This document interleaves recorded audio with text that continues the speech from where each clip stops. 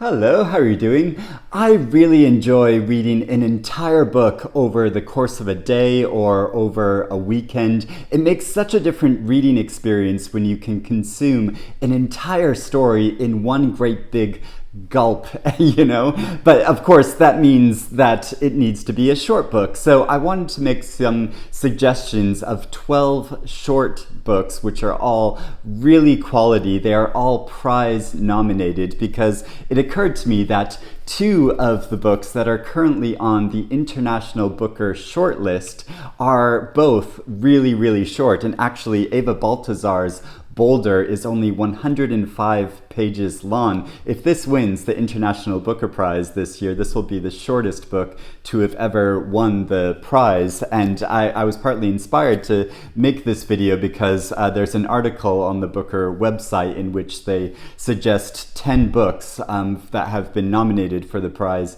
in the past that are all really short. And so the shortest book to ever win the Booker Prize was Penelope Fitzgerald's Offshore, which is 141 pages long, and it is a really excellent book.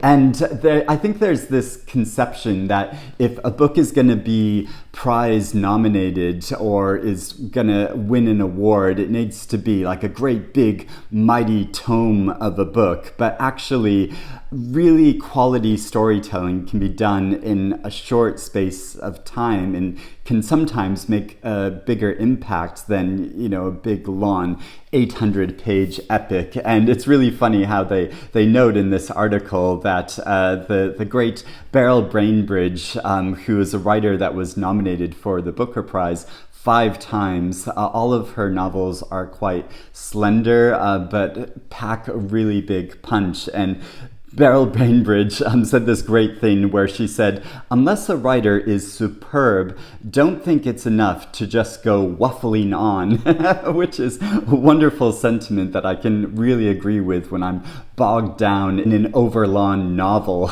But I first want to talk about these two books which are currently listed for the prize because I've read them both and I think they're both equally excellent but do very different things with their narrative.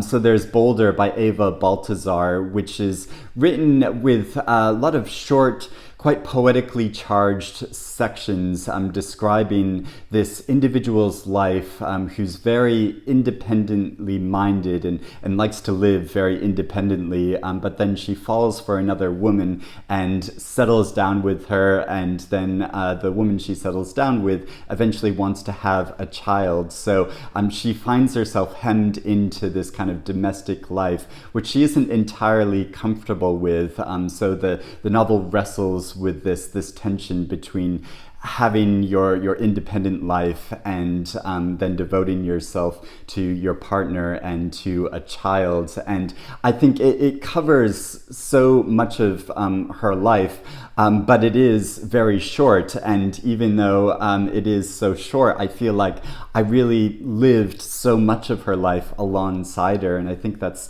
such an impressive accomplishment. Then there is Standing Heavy by GauZ, which I just finished recently, and this novel has such an interesting structure and style to it to tell this story, which is in sort of 3 different sections, which it alternates between taking place in different decades and following the lives of a number of Black men who have traveled from Côte d'Ivoire to Paris and find work there as security guards. So it's about how they are both visible and invisible, how they have power and are also powerless, and each of the sections has a different kind of style and quality to it.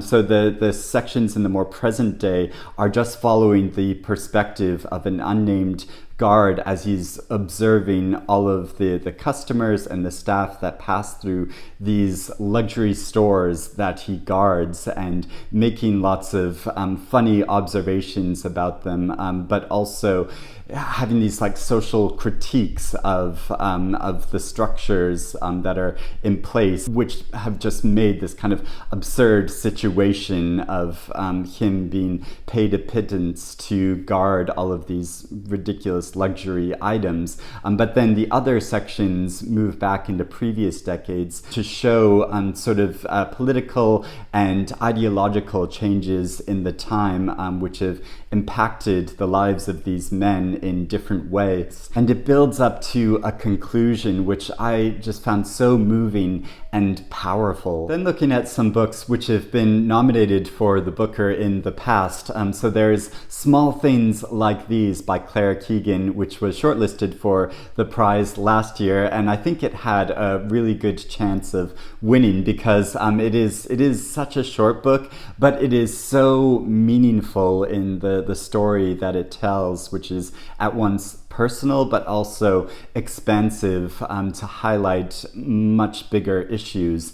So it takes place in the mid-80s in rural Ireland, following a coal and timber merchant as he's making the rounds just before Christmas, delivering this fuel, including to an abbey where he discovers something very sinister is going on, and then it follows him as he tries to decide what to do with this knowledge, knowing that if he discusses it openly, then it might have negative impacts on him and to his large family that he's supporting, but also to stay silent about it is to be complicit about it. So it looks at these moral issues in a really powerful way, and the way the story is told, it's so vivid and atmospheric and just beautiful. Now, Penelope Fitzgerald was also listed for the prize for her novel The Bookshop, which I read quite a while ago, but which has really stuck with me. I mean, it's a real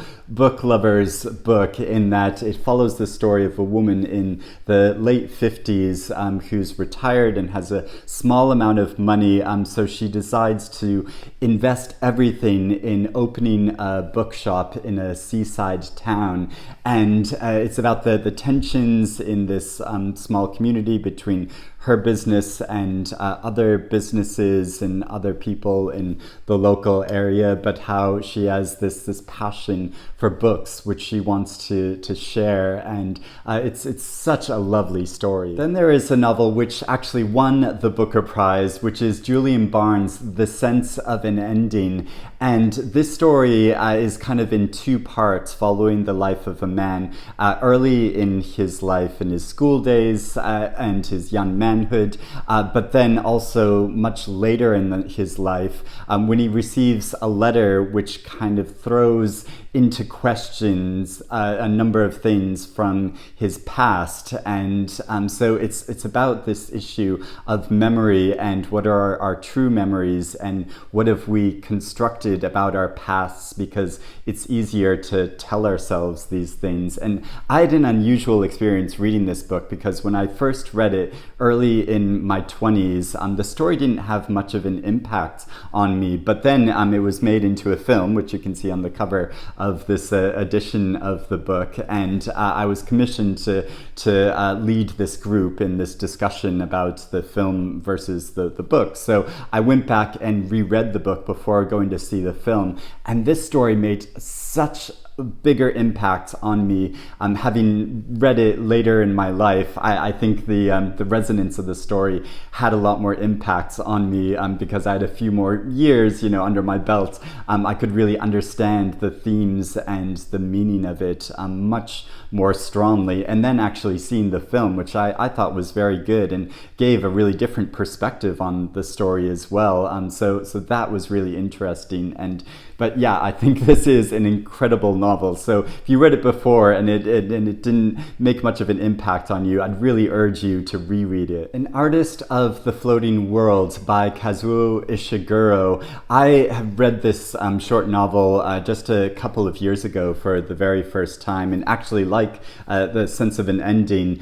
This also is about a man wrestling with what he the truth of his past and what he's willing to admit about his past, because he was once a celebrated artist, but now he's in his later years, and some things come up which call into question how complicit he was with larger political structures which were oppressive. So Ishiguro's style, he has this way of writing to embed so many emotions into his sentences, which on the surface are quite stark, but really make a big impact, and which are also really strong in his Booker Prize winning novel, The Remains of the Day. And of course, Ishiguro has also won the Nobel Prize for Literature. So I think he really is one of the best living writers working today. The Vegetarian by Han Kang, this novel won the International Booker Prize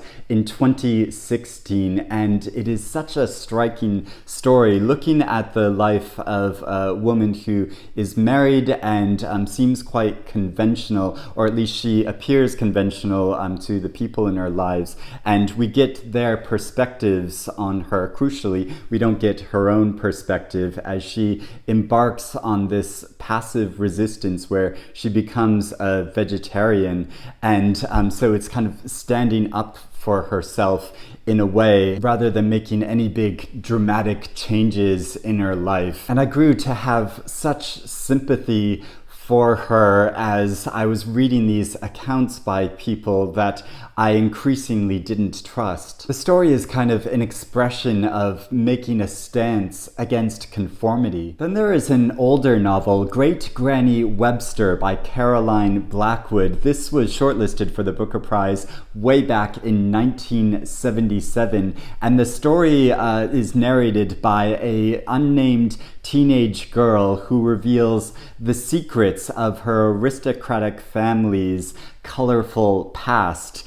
And she focuses on three different women from her family in particular. So I think this story sounds so good. I've not read it yet, but in the article they describe it as a blackly comic gothic mini masterpiece. Fever Dream by Samanta Schweblin. This is one of the only novels that as soon as I finished reading it, I went right back to the beginning and started rereading it because this novel is so mysterious and tense and eerie. It creates this fantastic atmosphere as we follow a woman who is confined to a hospital bed in this rural area, and she receives visits from her neighbor's son David, and they have these cryptic conversations in which you're trying to piece together what happened in the past and what is going on here, and you feel this sense of urgency because David keeps impressing upon her that she doesn't have much time. So you're wondering what is going to happen to her and what are the circumstances of this.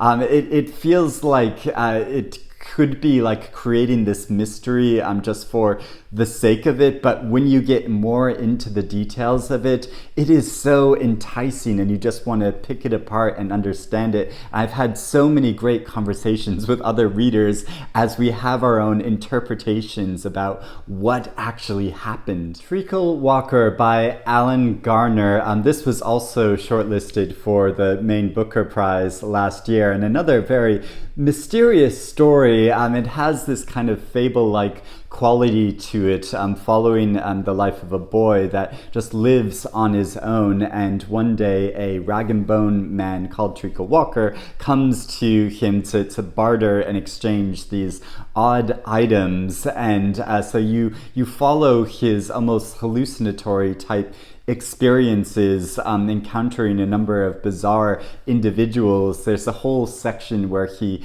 kind of enters into a comic book story in this absolutely wondrous way.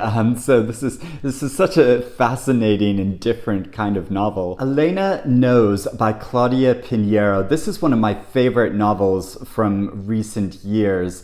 It is so incredible. The story is in part a mystery. It follows Elena, whose adult daughter has been found hanging in a belfry, and the community and the police believe that it was a suicide, but Elena believes differently, and she's determined to find out. But she's suffering from Parkinson's disease, and so her movement is very, very limited. So she sets out to go interview somebody who she thinks holds the key to find out what really happened to her daughter. So the novel follows her journey across the city going to visit this other woman, and it describes her experience and the debilitating effects of her illness in such a visceral way that I really felt and understood this condition in a way that I've never read about before. And you would think that from the nature of this story, it might just be very depressing, but it really isn't so, because Elena is such an interesting character. She's a very difficult person in a lot of ways, so reading about her exchanges and the dialogue and her thought process is so compelling and fascinating that I loved this story. And finally, there is When We Cease to Understand the World by Benjamin Labatut. This novel is a very different kind of book because it's a kind of blend of fiction and nonfiction. I mean, it begins more as like a nonfiction account of a number of different scientists and mathematicians from the 21st century, but as the book increasingly goes on, the stories become increasingly bombastic, and so it's kind of exploring the limits of our knowledge and what can really be known, but the stories that it tells are so compelling and describing the lives of these very unique individuals who have a very different way of interacting with and moving through the world, but this gives them like a very different perspective on kind of larger issues and grants them access to ideas that most of the rest of the population wouldn't have. So